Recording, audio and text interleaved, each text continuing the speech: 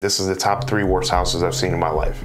No running water, no electricity, roof falling in, mold everywhere, and that's around the same time that COVID is hitting. How much you make? How much you make? How much you make?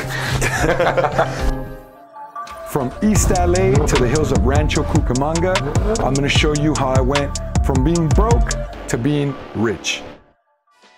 We are recording live here in the studio today. My buddy Roman Q, I call him Roman Q. What's your last name, bro? How do you pronounce it? Shapovalov. Yeah, so I just call him Roman Q. But he's from Charlotte, North Carolina. We met back in February 2020, kind of ran into each other at my first event that I've ever attended, first seminar by one of my first mentors, actually, my very first mentor, Chris DeShark, Accelerator back in February 2020. We ran into each other there. I'll let Roman introduce himself now. Yep. So my name is Roman.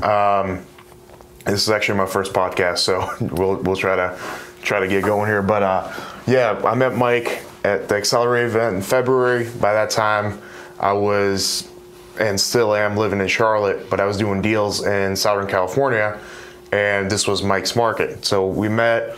Mike was not in real estate back then. He was just getting his feet wet in real estate. And one thing led to another. We started going back and forth. I started seeing him at more events. Yeah. And we started bouncing ideas off of each other. And at that point, you know, both of us were already crushing it. When's the second time we ran into each other? So the first time was at the Accelerator. The second time, this was... Was it Freedom? I think it was Freedom in 2020. Or, no, I didn't go to that one. It's probably Momentum in 2021. Or Freedom in 2021. I forget, but there's a lot. We ran into each other several times. Yeah. Let me ask you about 2020. Mm-hmm. So when I met you back in February of 2020, how deep were you in the real estate wholesale game at that time? So I started wholesaling June 2019. Okay, I quit my job, a car business job, high profile car business job, in May of 2019. Walked out, no plan. I was ready for something different. I was a finance manager. I was crushing it, but they just kept messing with my money, and I didn't want people messing with my money, you know? And, you were a finance manager? I was a finance manager. Dude, you guys make bank. Finance managers make good money. Yeah, so I was, I'm 28 now, just turned 28 in April, so 3 years ago, I was 25 years old, I was making 500, 600 grand a year. Commission. Dude, it's hard to walk away from that, though. Yes. How were they messing with your money? Well, every time, I was one of the best closers in the country. And every time I have a record-breaking month, they'd be like, we don't want to pay you 70 grand. Oh, shit. We don't want to pay you 60 grand. Oh, you made too much money. Oh, you made more money than the freaking general manager. So it pisses you off. And yeah. Like, I guess that anger they lost you in the whole industry because of that. That kind of happened to me in collections. Yeah. I was the best when I first got into it in 2005 with no experience. Yeah. I came in and like the first 30, 60 days started slapping everybody around, and they were promising to make me a manager, promising. They never did it. So I left and I went to go work at an actual agency. Yeah. My first actual debt collection agency, because I started off in-house at a furniture store in their collections department.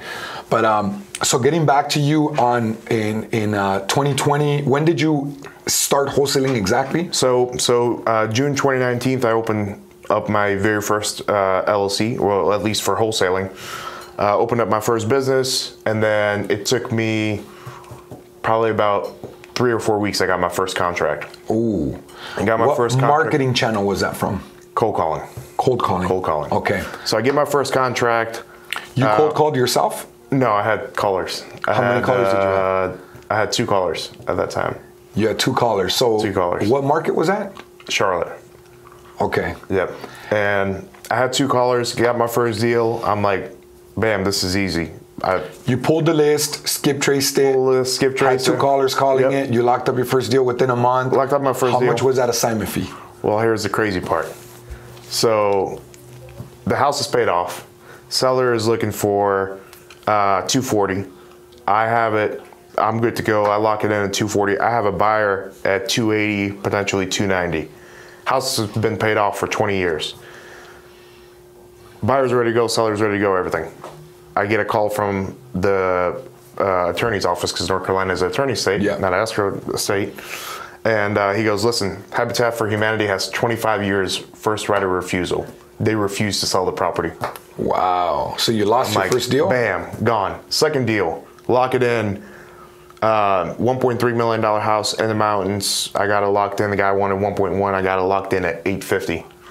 House was in perfect condition. Didn't need anything in the mountain community. Called everybody I could think of. Skip traced every local buyer. Spoke to everybody. Nobody wanted it because it was a high-end property. Because it was a high-end property price point in the mountains. Yeah. Couldn't dispo it. Third deal. Locked the property in. Lady's ready to go. She starts backing out. I'm having to sue her for specific performance. House is falling apart. That's your third deal? Yeah, house is falling apart. 2,500 square feet. Lady talked to who knows who, even though I gave her exactly what she wanted, 150. ARV was 270, 280. She goes, I'm going to cancel the contract. I'm having to sue her. So now that's dragging out. Dude, for let's pause for 1 second. Yeah. So everyone that is in this business, if you're either getting into this business or if you've been in this business for a couple years, right? If you can remember your first deals, everybody struggles in this business at the beginning. I feel like it's like the business gods testing your patience. If you want it. And letting you know, hey, you're not gonna break into this that easy. Yeah. Like you rarely have a story. I don't even think I've ever heard a story where they say, I got my first wholesale deal and made $100,000 and it was super easy. Yeah. Like I haven't heard one person say that. Yeah. You know, it's just crazy. Every time I hear people's stories, it's something. Like I lost my first deal, bro. I locked up my deal. I was gonna make it was a small one. I kind of got screwed by the buyer, but I was gonna make 10 grand. I knew I could have made 20. Yeah. I just said, you know what, it's my first deal. I just want to clear it. I'll do it. And then COVID hit and they said, you know what, we're not buying after all. Yeah. So I lost my first deal from there. But so let's fast forward. Yeah. Your first 3 deals. So how many deals did it take you to actually stick to get your first one cleared, and how much did you make? So it actually took me, if I remember correctly, 4 deals. So on your 4th deal, finally success. Finally got it. Well, the first 3 fell through. This lady that I was suing, she was like, you know what? I do need to sell this. She came to her senses. Okay. She goes, I do not need to be living in a 2-story house. That was your 3rd deal? Bedroom. Yeah. Initially, it was my 3rd deal, but then there was one more that fell apart afterwards. So this deal was technically my 4th deal, my 4th try. So that's when it came together. How much you make? How much you make? So actually on this one, I took out a hard money loan because I was planning to flip it to Open Door. Okay. Because it was kind of in the middle of nowhere and nobody was buying. That was in 2019 or in 2020 already? 2019. At the end, towards the end. Towards the end, but the deal didn't close until 2020, January 2020. Oh, right before the event. Yeah. How much did you make? Did you sell it to Open Door? Yeah. After everything, after all the Open Door fees, hard money, carrying costs, everything, 54 grand. Wow. Yeah. Dude, that's a rip. 54 grand. That's a rip for your first deal, bro? Yeah, first deal. People always get desperate on their first deal and they make like 5-10 grand. Yep. You rip that shit, dude. Dude, good for you, bro. Yep. I didn't know that. Now we've known each other for years and I never knew the story of your first deal. Yep.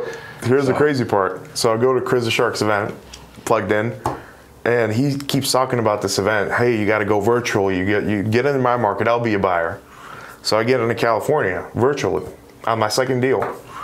After his event in February 2020, you went straight into California? Straight into California. PPC? Started doing PPC. You know what, dude? I think you did very well. Yeah. Because a lot of people were not doing PPC yet at that time. Yeah. A lot of people were not messing with PPC. They were too scared to spend those marketing dollars. I think that's where you were kind of a pioneer when it came to the small time wholesalers. Yeah. The big boys were already doing it. Yeah, I'm sure. But the entry level wholesalers, right? No one was ballsy enough to go straight into PPC. Yeah. You were, and so that's gangster, dude. It was expensive. I think my first month in California, I spent like probably 10 or 15 grand. I think around 10 grand. That's ballsy, bro. And I was like, it's either going to work or it's not.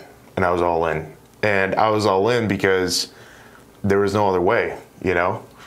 And this whole process was so hard before I got my first deal because I had ran through all my savings, maxed out all my credit cards, because I'm used to living big. I used to make $500,000 a year. Yeah. And I ran through like 6 figures in savings like that, you know, quick. And We all go through it. Yeah, and so that deal was like, okay, this is it. This is my time to go.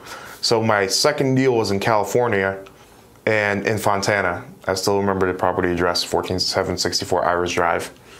And this deal was probably the worst deal I've ever seen in my entire life. That's your first PPC deal, though. My first PPC deal. And I seen this deal. I looked at the property pictures. The guy that walked it for me called me and said, listen, I've been in real estate for 10 or 15 years. You're going to owe me hazard pay. This is the top 3 worst houses I've seen in my life. No running water, no electricity, roof falling in, mold everywhere. I'll show you some pictures after. The worst property ever. And that's around the same time that COVID is hitting. So COVID is hitting. And I'm like, man, I need the money. COVID is hitting.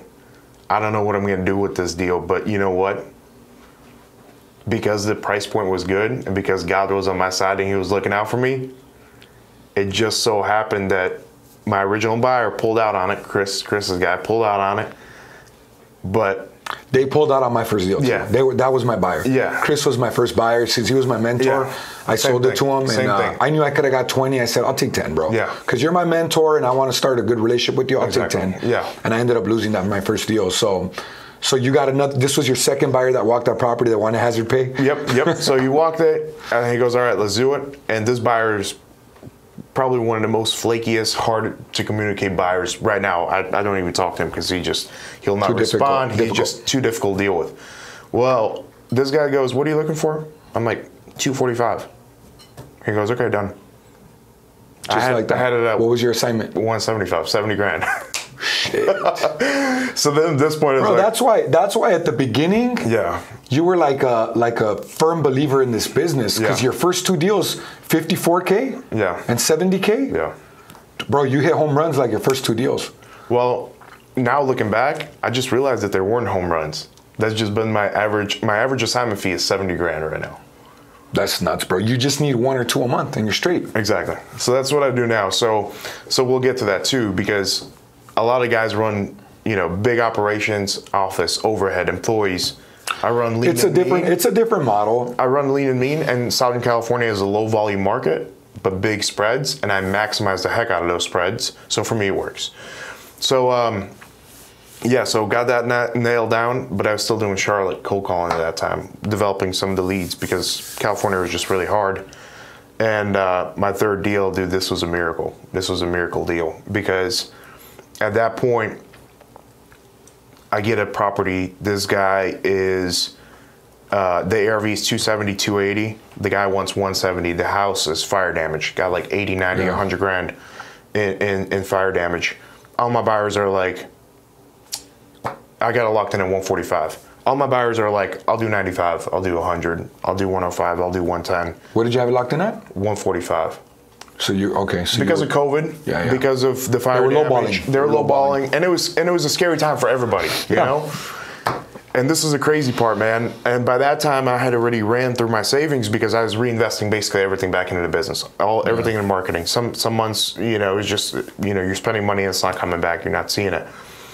Well, by this time, I'm like, okay, I'm running low on funds. I got to dispose this deal. Guy hits me up 4 or 5 days after the contract, goes, cancel the contract. Somebody offered me more money. I'm like, I'm not canceling it. I'm going to sue you. So I had to open another lawsuit. And damn, you're aggressive with that stuff. I am, you don't because just let it go. I just don't let it go because I was like, there's opportunity here, Yeah, and you pay a lot for marketing. I'm starting to get that way. Yeah. It depends on case by case. Like if the seller gives me a really good story of why they need to cancel, I'll let it go. But if they're just being stubborn and difficult, well, that's what it was. It wasn't. He wasn't living in a house. It was an investment property for him. Yeah. He was just being greedy because I gave him the 145 he was looking for, but he was just being greedy. And anyway, so fast forward 2-3 weeks, 4 weeks, the guy texts me. He goes, I'm going to file an injunction and sue you back because you're tying up my property and you're not closing on it. And at this point, I don't have any buyers. Did you have to close on it? So I was like, I'm not closing on this deal because, first of all, for hard money, you need 10-20% down. And then on top of that, I was like, I don't want to close on a house that everybody's at like 95, 100, 105, whatever. Anyway, I get on my knees and I pray to God and I'm like, God, show me the way. help me out here. I'm desperate. I gotta sell this deal. I'm desperate. Help me. Show me the way. I believe in you. I may not have it figured out, but you always got it figured out. Yep. I get up from my knees and I get a phone call. This Mexican guy that I know that's a good investor in Charlotte. I wasn't able to get a hold of him. He was just, I text him, call him, nothing. Couldn't get a hold of him. This guy calls me and goes, hey, can you meet me at this property? I just got an email from you, for your property. And I'm like, yeah, I'll be there in 10 minutes. So I show up. His wife shows up. His wife is wearing a shirt that says, the Bible verse that says, for I know I have the plans for you, says the Lord. Plans to prosper you, not to harm you. And he's standing there, he goes, what are you looking for this property? 175? Okay, done. Shakes my hand, just like that. And I'm standing there, I'm like, hey, can you do 180? Can you help me out? I'm kind of struggling, a little bit, trying to get going in this business. He goes, okay, let's do 180. Shakes my hand, done. Then he looks at his wife and goes, hey, can I tell him a story of what happened? She goes, yeah, sure. I'm getting emotional about this because he goes, this morning we had a deal that we were supposed to close on. Right before I got your email, we got a call that, the deal fell out of escrow, things fell through. We couldn't close on it. And I looked at my wife and I said, God is going to give us something better. Now, this guy, the reason why he was able to pay more for this property was because it was a good part of town, and he was not only an investor where he fixes and flips, but he owns a mortgage company, and he does those loans for Spanish folks for like 1%. Yeah. So he holds on to them, then gets full retail, and then does the back end financing. So he looks at me and goes, so after I told my wife that God's going to send us something better, your email came through. And at that point, I just started crying. I was like, God, these people are standing here. They're telling me they're Christian. They told me that the deal fell out of escrow, and they got my email 5 minutes later. I'm desperate. I can't dispose this deal if my life depended on it. And you put things together like nobody else could. And you needed that deal. And I needed that deal. And so here's the crazy part. The crazy part is this. By that time, COVID already, it was in full swing, And this guy ends up holding on to the property for 5 or 6 months, rehabbing the property, doing everything. Ends up selling the property for $380,000 because that's when the market started going crazy. Yeah. And he's like, I made 6 figures. I helped you out. I took care of you. That's insane. And we are still talking to this day, back and forth. You still sell him deals? I still sell him deals. How crazy is that? It was one of those moments that that's a buyer. That's a buyer that's heaven sent right there, dude. It was literally like a crazy sense of relief on my part. On his part, he was like, hey, I'm getting a good deal. Maybe not right now, but I can buy and hold it. I don't care. He pays cash for everything, Yeah, I got a couple of deals like that myself. Where I bought them a little too high, and I'm still trying to figure out if I'm going to keep it, if I'm going to resell them, if I'm going to take a small profit, 20 grand and walk away. Yep. So in 2020, how many deals did you do? In 2020, I think total, all in, I did, only about 8 or 9 deals, all in California. Average assignment fee, 70 grand. All PPC, because you shut down Charlotte. Yeah, all PPC with the exception of one deal in Charlotte. Right. That fire damage property. Yep. So what about in 2021? What did you do in 2021? So in 2021, all PPC, right? And no Charlotte, no local market, just all California PPC. All California PPC. I want the viewers to realize who you are. Yeah. So my buddy Roman, he has a lot of respect from a lot of big wholesalers in our communities and just overall in the industry, because this guy does nothing but PPC. Yeah. Okay? Pay-per-click, Google Ads, Google digital marketing, right? He does nothing but that only in California. Yeah. California is, if not the toughest market, one of the toughest markets. Yeah. So I need people to realize and give this man his respect, because it's tough.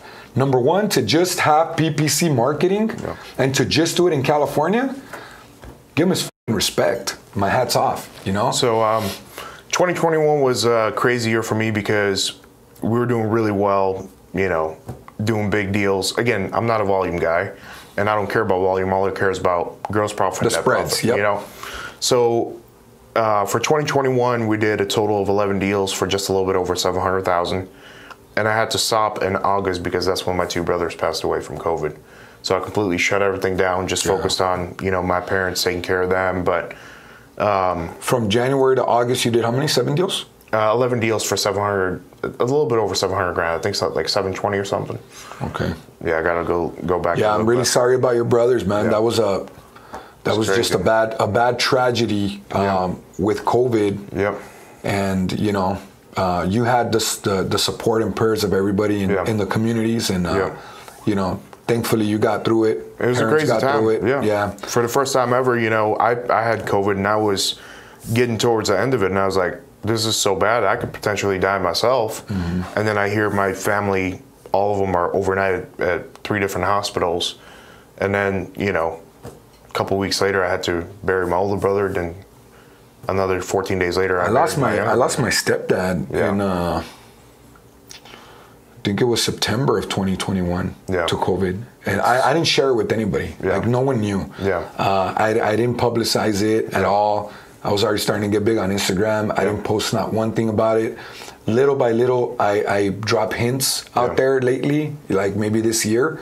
I've mentioned it just a handful of times because it's really sad. You know, that was my mom's, he's my stepdad, but, you know, he raised me since I was, like 9 years old. He was there for you. Yeah, he was always there for me. Yeah. So it's tough to see my mom lose him, because now, you know, I'm heartbroken for mom. Yeah. Because I was her, like, you know, her I'm gonna grow old with your partner. She's going through, And me and my 2 brothers have tried to, you know, be there as much as we can, but you can't fill that void, bro. It's impossible. Yeah. So let me ask you, after August, for the rest of 2021, did you do any more deals after that? Or did you kind of shut down the operation during that time? Yeah, I shut it down for like 3 or 4 months, and then I started marketing again. I think it was November or December. Did you get any deals in those couple months? Yeah, we got some deals, but they closed in January. Yeah. Okay. Yeah.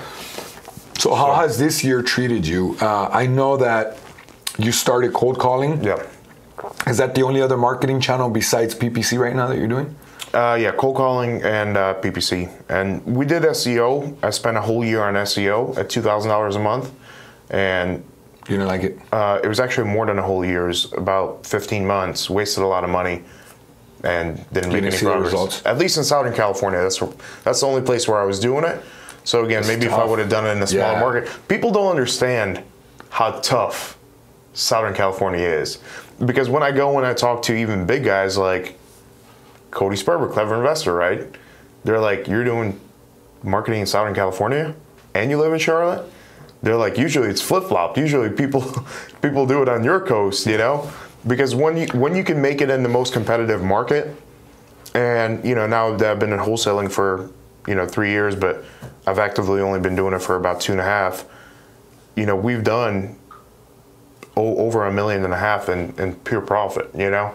So, but in that market, if you can make it in the hardest, most competitive market with the smartest sellers and really, really intelligent buyers, you know, that want to get the best deal for themselves, then you can take that and you know, take it anywhere.